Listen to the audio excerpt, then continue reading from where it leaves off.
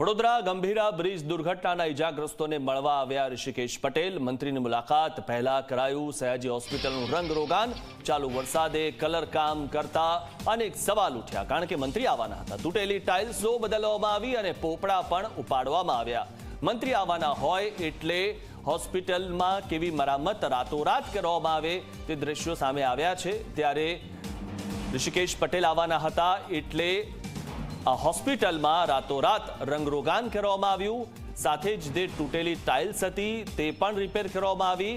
એટલે કે આપણે આશા રાખીએ કે મંત્રીઓ જો કદાચ હોસ્પિટલોમાં રોજની એક મુલાકાત લેતા હોય તો હોસ્પિટલો ચકાચક હશે અને સરકારી હોસ્પિટલો જે છે તે પ્રાઇવેટ હોસ્પિટલો કરતાં વધારે સારી હશે. કારણ કે મંત્રી આવવાના હોય ત્યારે કેવી તૈયારીઓ થાય છે અને હોસ્પિટલ એકદમ ચકાચક થઈ જાય છે. આ એક દ્રશ્યમાં આપ જોઈ રહ્યા છો. કલર કામ પણ થઈ જાય છે રાતોરાત, ટાઇલ્સ પણ રિપેર થઈ જાય છે.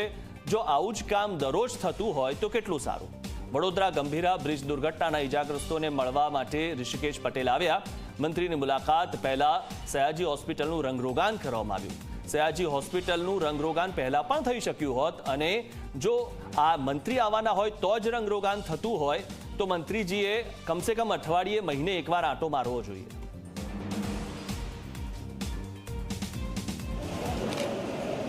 છે ને એક પેશન્ટ જે ઇજાગ્રસ્ત હતા એમનું મૃત્યુ આજે થયું છે. એટલે એકંદરે ત્રણે ત્રણ અત્યારે સ્ટેબલ છે.